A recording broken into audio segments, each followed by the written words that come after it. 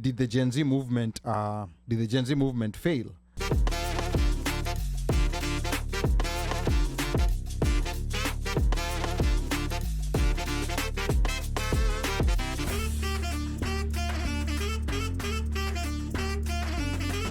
Kinanjonjo, they were also the ones who are responsible for the collapse of the the original East African community. I strongly believe in 1977, I strongly believe if that original East African community would not have fallen, we would have grown up within that community, and we would have become a force in the continent, because things were working so well. You know, like we had one airline, we had it was East African Airways, one bus system, one railway system. Have you ever wondered why Kenya is not advanced when it comes to water transportation as compared to Tanzania? Have you ever been curious why? So when the union collapsed, when the community collapsed, all air assets remained with Kenya because the airport was in Kenya, and then all water assets remained with Tanzania. That's why when you go to Tanzania today, like even the ferries that you get that move from Dar es Salaam to Zanzibar, very advanced. Very advanced. Kenya, we don't have an advanced water transportation system. We don't even have a system of moving via water from Mombasa to a place like Lamu. We don't. You know, like you have to go by road, or either and then vuka na boat, or you have to go by air. So those are just some of the things that happened at that time that made things move from bad to us. And then of course President Moi, after the coup, he decided that no more multi-party, that's it. You know, so for 10 years we were a one-party state by law. So that's what happened. Mlolongo. Yes. And then chaps, you crack the whip and chaps switch to one side quickly, and then you say that's the winner. I was telling you that story about having to go check the records. Yes. So I went to look at records, and I happened to get an old newspaper about squatters being given land. I was reading up that information, and you just look at the literature about how a newspaper. I think I'll post it. But when you look at the literature and see how they talk, that Moi amesema, the president says this, all these people are this, it was terrible. It was just, I couldn't even read more than 2 paragraphs. I was like, so are you talking about the land that used to be given to people when he would go somewhere and then he removes titles and chaps are being given? Right. But it's when you look at the newspaper, it's a scheme. Right. Something scheme. Right. Yes. But you look at the newspaper, what they said, like, yes. you know, the newspaper says, this minister said this. Yes, and this yes, yes, correct. When you look at that literature, you're looking at, is this what actually these people printed? Yes. And that's, by the way, that's how the news was read. The news was read the same way. It basically, he was what is it what do they call him? De facto. He was Baba na mama dictator. He was a dictator. Yeah. But he was a dictator as a president. But now you see, you get what I'm saying? He was the start, he was the jury, the judge, executioner, kila kitu. And you remember ulikuwa lazima ukuwe na kadi ya chama. You remember kadi ya chama was a very big thing. Like you had to have kadi ya chama. If you didn't have that, you could not. Basically, he went back to inaitwaje, not pre-kipande, ile ulikuwa natoa the pass. Yeah, the kipande system ya colonialism. Yes, that was your pass. And you couldn't talk. Man told me you back in the day, if you're a civil servant, you had to keep a pocket radio in your office. 1 o'clock. You'll be fired at 1 o'clock. You listen to 1 o'clock yes, news 1 after o'clock. That. Anyone can be fired. 15 minutes. Yeah, after anyone that, can be fired. You walk out and have your lunch. That first 15 minutes, you turn on, listen. Then you go. Yes. Hivyo ndo alifanya Gachagua jana. Nini zilimwacha presidential escort ilimwacha Karen Hospital. Jamaa alimpichiwa hivi Mercedes zikatoka zote. Zikaishia. Yeah, you know, Ruto is a modern version of Moi. You know, like he's taken what Moi used to do, and he's modernized it, and he's made it even more potent. And that's the reason why, you know, like sometimes people, you know, like there was a question that we're talking about earlier on. Did the Gen Z movement fail? Because there's some people who are now questioning with all these moves that happened. You know, he started by saying he'll dissolve the cabinet. First of all, he agreed to to hold the financial bill, and then he dissolved the cabinet, and then he brought them back again, and then formed a union with Raila, and then now impeached the deputy. So many things have happened politically to kind of shift back the power to him in a way that was even stronger than the power he had before the Gen Z revolution. But now, when people ask that question, did the Gen Z revolution fail? For me personally, I would say an emphatic no. No, they did not fail. I'm with you. Yes, and the reason why I personally say that is when you start looking at what led to multi-party elections in 1992, because I think a lot of people either are not students of history, or maybe they're young like Slay. They have no perspective of what was happening at that time. So Slay just got astray. So you remember that people were being tortured, people were being disappeared. Those Sabasaba mandamanos, there were some very big mandamanos, and remember those days there was no social media, so people were somehow finding a way of organizing and doing it. So I'm sure at the time there were people who were looking at it from the side and they're saying, easy mandamano zime fail. But without those mandamanos, we would not get would not get Section 2A repealed. We would not have multi-party elections in 1992. If we don't have, because these things, they all stack up on each other. If these things don't happen, then whatever we are happening, talk about the Ufungamano initiative, like Kibaki being president, the 2010 constitution, all these things would not have happened, because we've seen in places where people have become complacent, and we've seen presidents ruling for 40 years. Our neighbors, Uganda.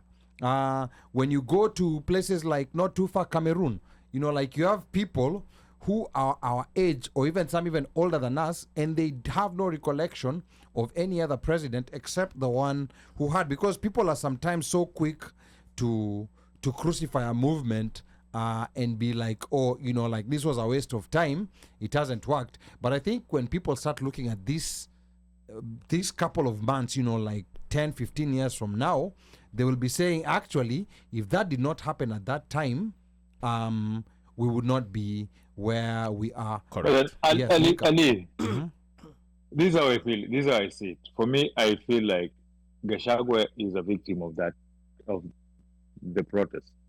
What most people look, when you look at the protests and you look at them at a high level, you will look at it and be like, okay, fine. They came out, they invaded parliament, and that's it. Right? There's nothing else. Like wakauliwa nini wamerudi kaisha. But then one thing that you've noticed is that the kiburi politicians had imeisha. Those TikToks and sijui flaunting of wealth and everything they were doing imeisha, kabisa imeisha. The unnecessary going to the money laundering through the churches imeisha. They're not doing that anymore. Hakuna maharambe za kijinga jinga. People have become more open, and this has brought people like Kina Morara about or criticizing the government. People are openly mulikaing stuff and saying things. The citizenry have learned that they have enough power to cause something. They understand that they can do stuff. They understand they can cause something. And then now if we go on the political front, we saw a marriage of convenience that was hastily came up. And when I started this, I said I believe the VP is a victim of those protests, because I still believe this guy tried to make some moves. And unfortunately, they failed. Mm-hmm. And for Ruto to go to cry to Uhuru and Raila and for them to back him, he tried some moves in the background that failed. And this is the consequence of it. Wow, because I don't see that impeachment just coming from nowhere like that. So you're saying this is the end game. This basically the impeachment was a response to something this fool tried. But Mika, do you think that this might have been one of the jokers that Ruto was holding? Because Ruto never wanted this guy from. No, this joker could have been pulled up close to election. Yes, that's why I'm saying it could have been pulled up closer, but now because of the Gen Z uprising. But then he had to save his life. earlier. Remember, he was pushed to the wall by the citizenry. Yeah. And one thing I would say, Ruto is so many things, but one thing Ruto likes is apendi aibu. Correct. If it meant that he had to come down and negotiate with these kids, he was gonna do that. And he was gonna do the apendi aibu. Okay. For him to respond the way he responded, there is something was tried. Okay. I think with the consequences, I agree, Mika, very, very well said. The consequences. I think the other part, let's appreciate what history has done, what history has happened in Kenya, from the Kenya movement. Yes. If you look at how the leaflets were being sent, how they communicated, they had their own way of communicating. Remember that time there was no social media. That was their social media, those leaflets. And these guys were older. Yeah. Let's say university professors. Mm-hmm. But then you got these kids later on, the Gen Z. History, they have a part in history now. Anytime we talk about June 25th, we'll always be talking about the Gen Z. Absolutely. Because for them, they went on the internet, X Spaces, they commanded those X Spaces, talked about it, finance bill. They'll always say, look, we challenged the finance bill, even though we never went to parliament, but we challenged it by talking about it, bunge la wananchi, and then brought it to forefront, And remember one thing you also have to also appreciate. They're smart enough. There was that time when they said they're going to go to occupy the airport. And everybody rushed to the airport, and then the cops rushed to the airport. Rushed the airport, and then they went opposite. They went the opposite direction. Yeah. Remember, that could be a warning shot. Just because you see us, we are talking on the internet, does not mean that that's where we all are in those spaces. There could be other forms that could be coming, There could be other covert forms of communication, Exactly. Because I think now people are slowly learning, like how to communicate and where to deploy information fast. Right. Outside of the government's radar. They know that the government is tracking the phones. So yeah, and like we said again, this calm that you're seeing, there's still a storm ahead that's coming, and I think that's what Ruto is preparing for. He doesn't know in what shape it will come, but one thing he knows, Ali. Yeah. One thing I'm sure he knows is that the moment IBC is reconstituted, watakipitia. Everything will go down, and that's why they're slow walking that. That's why nobody wants IBC. It's been slowed down. What? But now you see the new in all those cases that have been taken to court. There's some that are saying that the IBC is needed for the nomination or for the appointment of a new deputy president. So I'm not sure about that. It will be very interesting to see what happens in the courts next week and in the few weeks to come, because this is another forced civics class where there are so many variations coming of why this cannot be done, and the question is, was why the rush? Like the Constitution contemplated, like some time is going to be needed, so it gave enough time, but there seemed to be a rush, like Bandio was mentioning. There seemed to be a rush. Kufanya hizi vitu haraka haraka. It's kind of like there's a certain clock. It was a pre-planned. There's a certain clock they're trying to beat. And you see, now like the Senate, in as much as the Senate is more decent and it's a house for debate, but now it's looking like a performative circus. It's looking like a performative circus. In fact, very interesting. I have a list. I'm mostly looking at the first count that DP Gachagua was impeached. That is near 5. Yes, the one that had the most. 54, I think it was. 53, I think. I know the first one had the most. Yeah, I think it had 53. I'm trying to see. That was condition number 5. Yeah, that was condition number 5.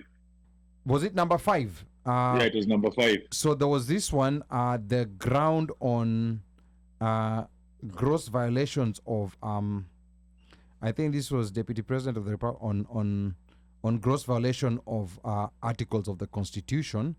So there was like, I think a few senators who are nominated. I think these lists are important for people to know, like, who's an independent senator. I mean, of course, Gachagua had his issues, and he needed to go. But I think also this vote is also a display of who is independent from now this broad-based coalition. And it's interesting when you look at the names of the people, because there are some who voted because they were part of Wiper. So those are not independent. They're also voting because they're part of Wiper. If they were told to vote the other way, they would vote the other way. But there's interestingly names that I see, like Asige Kagehi Crystal, nominated member of parliament. This is a nominated member. The one who has glaucoma. Yes. This is a lady we need to be looking at. And these are the people who need to be promoted, because we also need people who understand this politics internally. She was nominated, I believe, by the Azimio side. And and she defied them, and she voted on one of these against this. Of course, there are some names that we expected here, like Okia Omtata. I mean, that was of course standard operating procedure. That was expected, yeah. So to me, someone like Crystal Asige, we need to start now looking and identifying the people who are on our side. Sifuna voted party Sifuna voted on party lines. Yeah. At this Sifuna point, until he exits the party, he is a party man down to the T. It is what it is. Yeah. So unfortunately, it's he can wax lyrical. No, what you forget here is, what did Sifuna tell you? Sifuna told you that his main aim right now is to ensure that ODM wins the seats it didn't win. And if that means that he needs to work with what's in the party right now to achieve that, is going to do that. And he may need to sacrifice himself as a person, quote unquote. Yeah, and also me, as much as I criticize him, I also understand one thing. The secretary generalship of his party is always going to supersede his position as a senator. Yeah. No, absolutely. I agree with you, and that's the reason why I feel he might be in a better place. Like if he resigned and resort a new man. The problem is that when you resign now, you're out in the cold. It's a risky move. No, nasema right now. You need somebody like Babu. Why isn't Babu Owino not leaving ODM? The problem right now, Mika, is that there's no IBC. Babu is in the cold artificially. The problem right now, Mika, is that there's no IBC. I believe someone like Babu can also pull that move, but right now, if you want to pull that move, you're going where? There's no IBC. And there's Babu knows. Yeah. Babu knows that he can win that constituency easy. They love him there. He does work there. Like, he's one of the, in terms of, people hate him because of what he did to Evolve. Yeah. But in terms of service delivery, he's one of the leading MPs in the country on those MPs who take care of his constituents. He does a good job in his constituency. So he knows he's going to win that constituency. Kwanza kwa Babu ni kwa Wakamba ndo anaishi huko wengi. Hata si Wajaluo. But you should know your constituency very easily. Now the thing is, he also understands that if he left ODM and was just in the wilderness peke yake, it becomes easy to attack him. But now making him lose that. And I think that's the same thing that Sifuna is looking at. But and now he's assuming like where I am. But now the problem is tell me, living in this fear. For how long are we going to keep living in this fear? There has to be someone who'll have to take a risk. And if 2027, when it gets closer to the elections, let's say a year to the elections, a few months to the elections, it's easy to defect and move. Mika, and actually, let me say something. 2 years of being fought. Let me say something. Let's go back to when Baba made a similar move. Because remember, Baba was not popular. You know, this is one thing that people keep forgetting. Yeah, he wasn't. Yeah, he wasn't popular at all. He took a very risky move some people were telling him, because at that time I was living in Nairobi West, it was Langata constituencies. I remember we used to attend these rallies as kids, and some people were saying, Ali, like this. You are mobilized. Eh? No, I was a kid. I was Ali, you were a what? I was a kid. I was in primary school. How could mobilize kitu yoyote? I was in primary school. Let's okay, we'll tuachane na hiyo story. We'll tuendelee ulikuwa MFA. But in the 90s, it was a very high risk move. And right now, if we are looking to the future, because when we look at Kenya's history, I'm looking at it in 30-year blocks. The first 30-year block was from independence to up on 92, 93. So now, from 92, 93, we are now in that second block. So now, between independence and 92, KANU was the dominant force. After 92, to where we are today, a few political parties, or let me say, there's always been two coalitions that have always been the dominant force within those 30 years. So now, this is the point to break, and someone needs to break, there's of course actors who are playing outside, like the likes of Morara. I mean, of course, he's experiencing some challenges. This was never going to be an easy thing. There are people who are trying to break, but if that break doesn't happen, and if you're looking to mount a presidential campaign, you need nothing but a minimum of about 3 years. 1 year to an election, that is cutting it. No. I don't think Mtuka Sifuna sahi atajiweka pale anataka kusema anataka go for presidency. No, I'm not even talking of presidency, Mika. I'm talking if you're just trying to build, let's say, like even a political party, get a couple of MCAs, win a couple of MP seats. You have to start that. That early. Me, what I'm saying is this: we are going to start seeing political moves next year, and because right now there's still that uncertainty.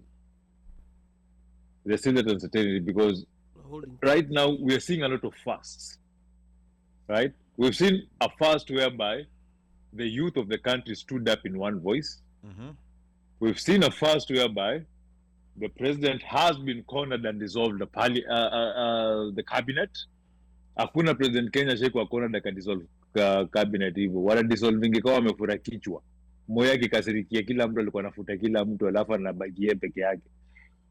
We have seen a deputy president being impeached, right? We have seen an opposition coalition went and joined the ruling coalition of somebody that they had a very bitter campaign and bitter row against. So we've seen a lot of things that nobody would have predicted. Anusumukate between Rao and Ruto. Mm-hmm. There's the only thing here that looked most likely to happen was Rigathi being taken out. And Rigathi, for me, even being taken out, I thought they're going to take him out by corruption, not impeachment. Now, couple of comments were coming in on YouTube also as we were talking. We have here Soko Technology Works. Anatu fact check hapa. Anasema, if you don't know something, just don't show your ignorance. Kenya was a multi-party democracy until Moi and Jonjo crafted in amendments in after 1982 coup. And that's why we said it. Yeah, but I guess he was ready to. Yeah, he was ready to brawl. He was ready to rumble. Yeah, but I think that's someone we know who just changed their name. Yeah, there's some, or maybe it could be someone who we know. But remember those two terms, de facto and de jure. Mm-hmm. There's one or the other, and I'm mixing the two. One means like being a single party, not because it's there by law, but just because it's a single party. Like when Jomo was just there with KANU. And then hiyo ni de jure ama de facto. sasa I'm mixing the two. Maybe mtu angalie Over here, definition. de jure means according If to the you law don't know, or officially. if So- you so de jure don't is know, according to don't the say law. according to. De facto is in effect. Is in effect, yeah. Yes. Okay, sawa. Hiyo de jure ni kama demure. Yeah. Mika is sele. Yeah. Sere. So 82 is when that law that's when like multi other parties were banned. And then I have Charles Ndolo here saying Robert Ouko. Remember, that must have been in the conversation that we were having before. Yes. And then Upper Pan-African Nation says Ruto is one slippery, slimy individual. 100% knew that once elected, there'd be endless political drama. Politics to him, what water is to fish. Politics is to him. Yeah, what water is to fish. Yeah, all institutions would be captured. And then Pan-African Nation again says, I've been a huge fan of Sifuna, but I've moved on from him after giving him several chances. And then hapo Pan-African means you mean de facto, yeah. So ndo hizo hapo. So kuna new words mmejua, zile ambazo mlikuwa mjui before today. So de facto na de jure, you want to use it in a sentence next time when you're going to talk to a Chile or if you're on a date. But now you know the meanings. But you know the definition. No, Yeah, I knew, but No, I was no, confusing no, which no, one no, is definition. which. But if Mika were to use it in a sentence, You'd use demure. But I was going to ask. yeah. Yeah. Because you talked about Tomboya. Yeah. And when changes were made. Yeah. And he was Under used Jomo. under Jomo. Yeah. And then swiftly, Yeah. And then he was Malaysian. he was Malaysian. Yeah. Yes. Ah, yeah. Georgia. Gachagua has not been Malaysian, Yet. Yeah. but he was actually used Yes. to succeed Yes. in whatever. Yes. Yes. Yeah, you But see- now he has been Malaysian politically. Correct. Yes. Okay, Yeah, carry you on. see, you see, Na you see, kicheza Malaysia pia inaweza kuja. yeah, you see that history, like, and I sometimes try to be very careful when I say these things, but there's a lot of declassified documents out there that you can see for yourselves. Correct. Tomboya has had history, like the assassination has had history be very fair to him, because he was also part of the people who helped Kenyatta enforce A some lot of those things. because A lot. Kenyatta was using him against Jaramogi, because remember Correct. Jaramogi to was split the Luo yes, vote. Yes. no, Jaramogi actually had support beyond Luo Nation. No, but when Jaramogi was a when I national. say the Luo vote, you're right. Yeah. Jaramogi actually was holding everything Yeah. and held back, right, for Yeah. Kenyatta and waited for Kenyatta. Yes. When Kenyatta came on board, then it's like, okay, we are here with you, we are together, let's walk together. That's when it was like, boss, this is about Jaramogi- me. What are you talking? Jaramogi wasn't willing to play ball with the CIA, and this is the problem with Yeah. America. Yeah, America yeah, has correct, historically, America right now you'll find them crying, "Oh, Russia is interfering, China is interfering." America has been the biggest interferer of foreign politics and foreign elections. Patrice Lumumba. So there was a lot of interference, even in Kenya. So they did not like Jaramogi, and they tried to label him as a socialist or a communist, just because Jaramogi wasn't willing to play ball with them. So Tomboya, to a certain extent, was an asset of the CIA. Like even all those scholarships they were giving him. America knows how to play this soft power game. It's things that were helpful, no doubt. That some of these scholarships You mean the airlift, but do you say? Yeah, I'm talking about the airlifts. And actually, Obama's dad never came under a different program. Obama's dad never came under the airlift. But a lot of people confuse him as coming under the airlift. He came because there was a lot of programs where people where these scholarships were being brought. So yeah, so I think like when truth be said, the one person who history might have judged unkindly is Jaramogi. Because Yes. Jaramogi is one Yeah, person. he was put on ice a Yes, long time ago. He was put on ice for a long time, and even Yeah. when he came back, he was They still frustrated he was the still put to the heck side. out of him. Jaramogi was such a patriot that he never even wanted his son. Like the way people nowadays they will promote their sons very quick, their sons who can't do anything. Raila was nowhere on the pecking order of the people who had Jaramogi's right hand. Raila was nowhere in the pecking order. There was Paul Mwite, there was Jaramogi. There was a couple of young Turks, like the likes of Faramalim. Faramalim now, of course, with the comments that he made, he's been put aside on the scene bin. But these are the people who were very close to Jaramogi, Kijana Wamalwa. Yeah, and Kijana Wamalwa is the one who succeeded Jaramogi because Jaramogi was very careful of issues on tribalism, was very careful on issues about nepotism. So he's someone who history has actually not judged very kindly. And the Mzungu. Nani huyo? Licky, yeah. Ilikuwa ni Philip Licky ama Richard Licky, one of the Richard two. Licky. I think it was Richard. yeah. Ule wa mguu, si ndio? Yeah. Ule wa mguu. Richard. Yeah, and that is why I think and that is why it is really important. Because now I'm listening to Ali because I'm learning stuff about Jaramogi. I'm learning like the internal fightings and stuff because that is things that we are not taught. We don't know. No. A lot of these things are hidden and they are kind of like I guess they're hidden in plain sight. They're hidden in plain sight. If you know where to go, you will find them, but they're not readily there because there's a certain narrative that they want to push. But even if it's hidden in plain sight, you will not even know that you need to know that you can start from somewhere. Yeah, you need to know because you don't know what you don't know. Correct. Like if you don't know. I guess if somebody were interested enough, like what is going to push somebody who's Gen Z now to go back and look up, say, Tomboya and even trying to read about the you know what's going. You know what I'm saying? You're gonna trigger a conversation like this. So now, correct. So now, and then you have like historians on Facebook like Odhiambo Levin Opio, who has some very good information that he dishes out. His archives. God. Because we are a product of why I encourage people to go read history. We are a product of we are an accumulation of all these small things that happened. Like during this time, like Morara's grandfather being assassinated because. Or rather it wasn't an assassination, it was a mysterious accident. Because this mysterious accident used to happen. Because he went and questioned, how come you say that the killer of Tomboya was sentenced to life, but he goes to Zambia and he finds the guy pinting. Yes. He finds the guy pinting and having the time of his life.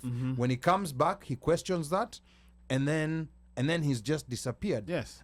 He's Malaysian. There's so much more information I also have on the intrigues of Lancaster and where this information comes from, especially where there's CIA involvement.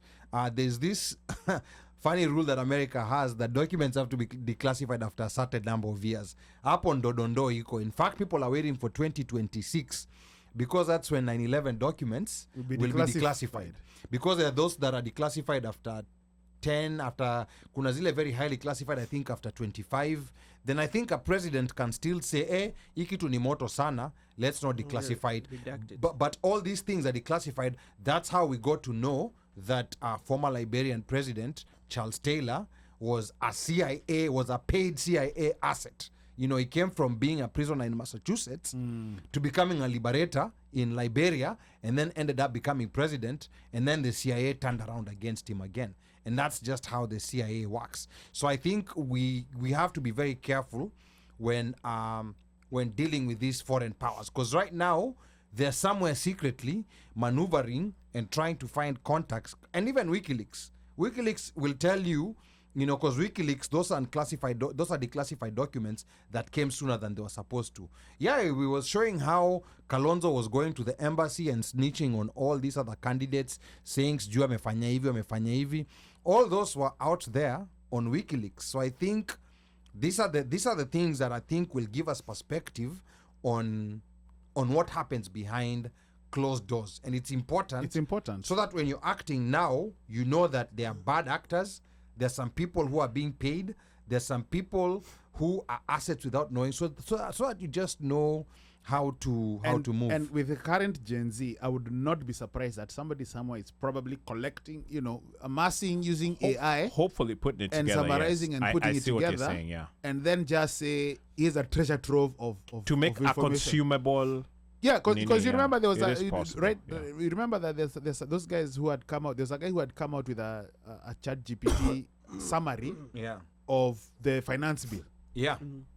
Stuff like that. That's right. But it's important to learn, because in as much as some things are bad, history is history. It happened. You know, it's like how, you know, we always know about Hitler and what he did, World War, how he overstretched his force, and how, you know, Normandy and it came and whatever. Yeah. But for some reason, history about Gaza and Palestine just started coming out It just just the other started day. coming out. Yeah. And But it's now been guys are available. educating. It's Yeah, been now available, people- but you yeah. see, like now, it takes like now, the way you shared, hey, Gathe, have you seen this? Ebu angalia hii documentary ya the Nakba. Yeah. Because I'm like, what is this going on? This thing has been going on, Al Jazeera, whatever. Then you're like, oh shit. Then you start sharing. Then guess what? Unaanza kufunguka. It's not a rabbit hole, but you start going. You're like, oh my god.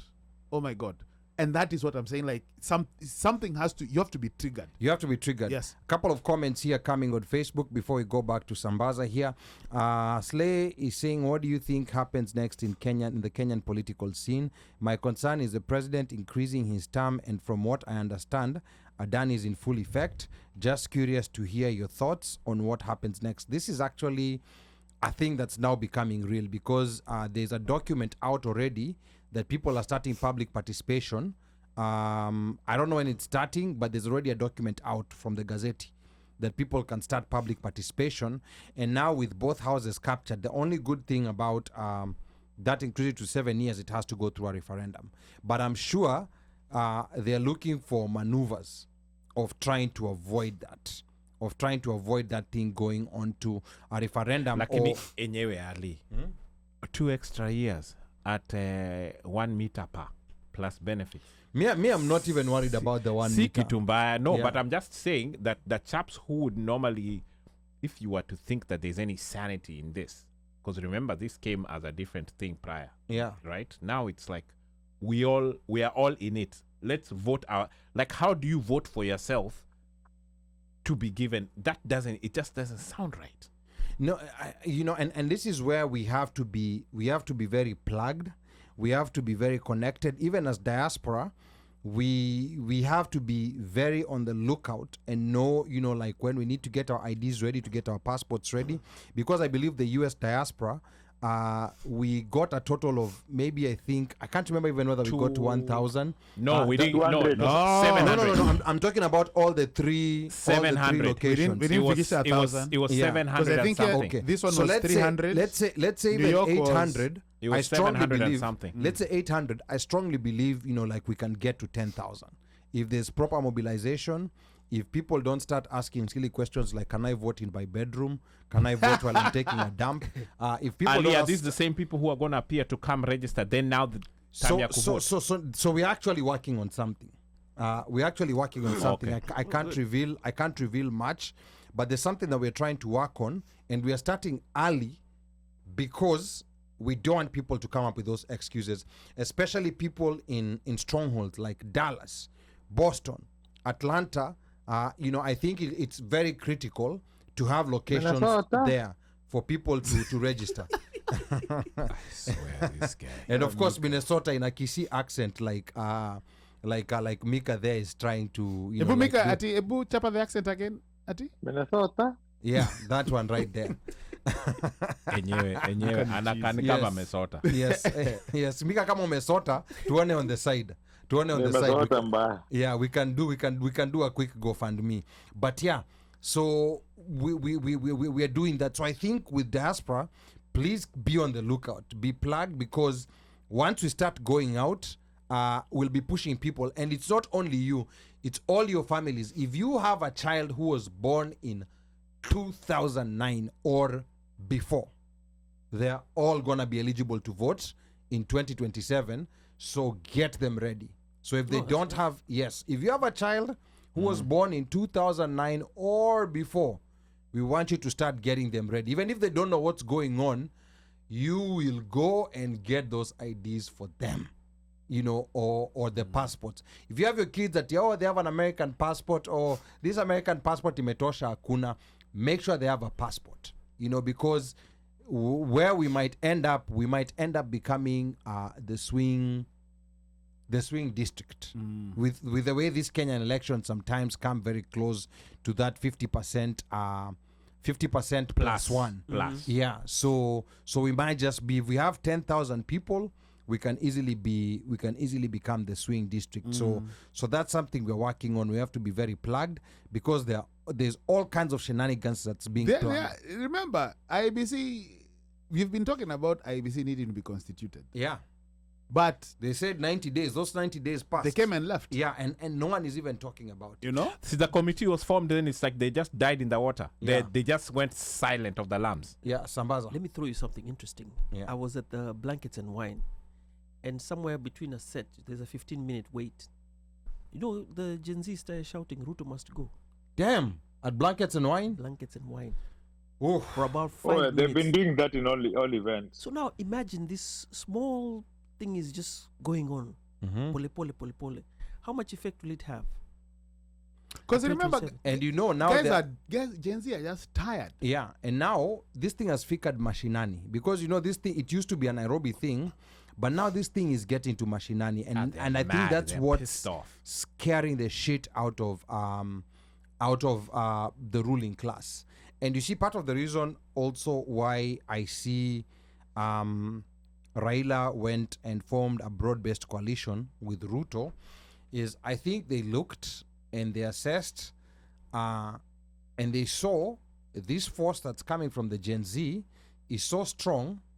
We don't like Ruto, but this force is also going to wipe us out. It's going to make us irrelevant. So they were like, okay, we'd rather deal with Ruto. We keep this hegemony that we've had for the last 30 years rather than let this force come and take over. And that's the reason why. And I don't think this thing is going to go away. No. You know, like there's a calm right now. We're about to get to December holiday season. Was it before the storm? Yeah, but I think 2025, there's other surprises that are in waiting for us. And then I can see Doreen Florence anasema Gachagua has now become the official opposition leader. Well, that's even if he has people to lead. And then going back, wow, there's some comments that I missed here. Slay said our downfall is tribalism and corruption. I think I read that. Doreen Florence said Ali Badawi, I'm waiting for end month. I will download Lemfi usiwe na shaka. Why are you waiting for end month when you can do it now? You know, do it now, then end month you send $100. And then Kaiser Soze Afro-Jamaican says the ESC was that good. Yes, it really was that good. If you talk to the people who lived under the East African community before it was broken up, it was really good. And then Achuna Pacho says Moi was a strongman right after the coup in 1982. And then Afro-Jamaican says, but he's no longer eligible to run for any office. That's, I think he's talking about Gachagua. And then Achuna Pacho saying Jaramogi was being associated with Soviet Union, and because of the Cold War, the US could not let him stand out politically. And then Slay said there are also some old documentaries on YouTube. I think they're done by KTN. Yes, KTN has some very good old documentaries. I learned so much from those documentaries, and yes, old records and newspapers is a good source too. Nani, what's his name, did a very good I think it's Hillary Ngeno. Hillary Ngeno. Yeah, it's what was that thing called? I remember that documentary. There are two DVDs. Yeah, and it's basically from 1950 Kenyan from 1950 through to 2008. Yes, I think because it was right after. Yes, from 1950 to 2008. And I think they might be available on YouTube. It's called Building of a Nation or Making of a Nation. Making of a Nation. Making of a Nation. Yes. Yes. And it's I think actually an NTV. NTV are the ones who actually did the back end of it, but he's the one who.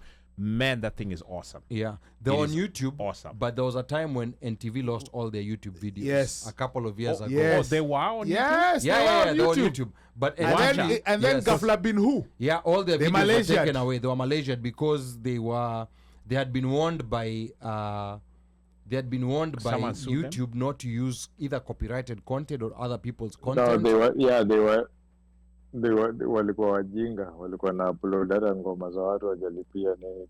They were stupid. Yeah, so they were that is when you hire somebody who's not professional, you hire cheaply. someone, you know, like I can do this for cheaper. Yeah. Bro, those things you could sit down and back to back. It's just sitting, you know, like Martin Shikuku, Story Yake. Wait, all that I actually went and bought the individual videos for all those people. Bro. I have them, but I didn't know they were on YouTube. They're on YouTube, no, but because when I was actually buying them, there was no content on YouTube. No, when that's I right. was buying them, so somebody They might have been removed. No.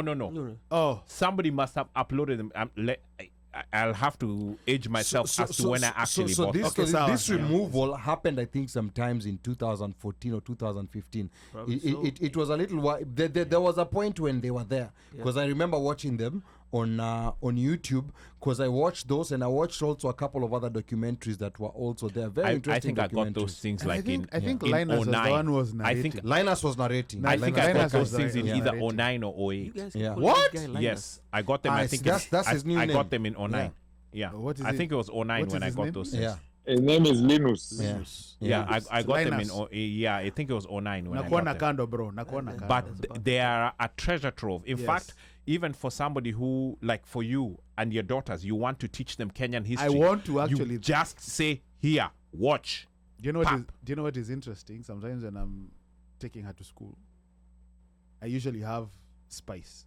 She's like, Dad, I wanna listen. Put weka spice. We listen. So so she's like, is this a good guy or is this a bad guy? So she was asking that, like when Mbadi was being interviewed. Yes. I was like, well, He used to be a good guy. Used to be. Then he went bad. Then he flipped on us. Yeah. But it's like she's interested. She's interested in such things. Yeah, you know, like, and I'm like, sure, I would love that. You know, and interesting with kids, they will start.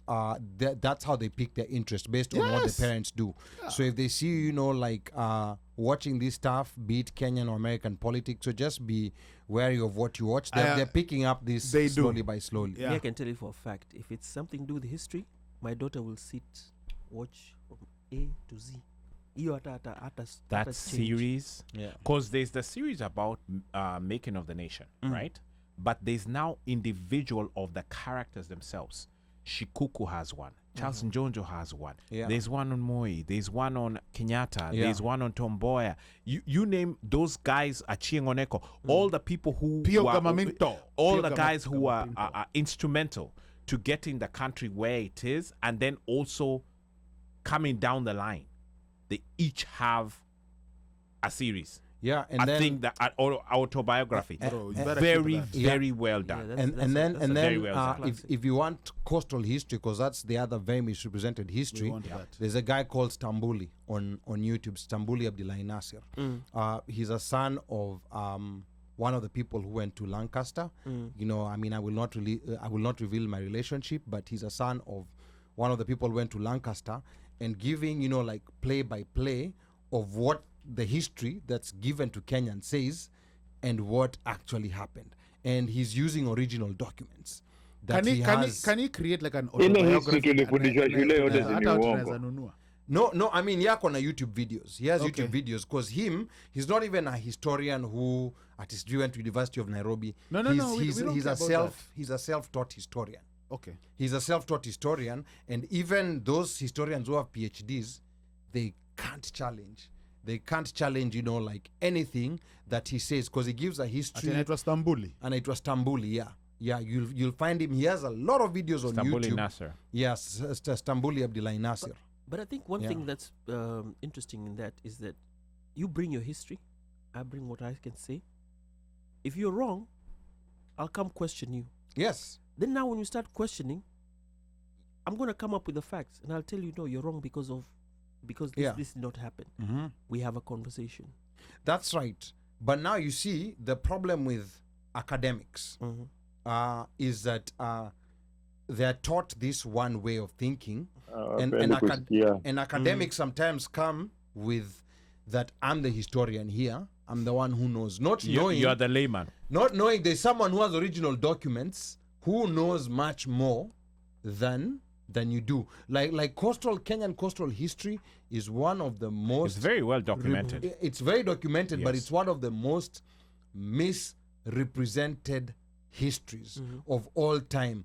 From the basic fact of saying, you know, like Swahili people never existed before Arabs came. There were no Swahili people. Very, very basic facts that that can be verified very easily, but totally misrepresented in how they're Lakini si ni presented. watu wa Oman ndio waliwasaidia. That's how they're presented to people.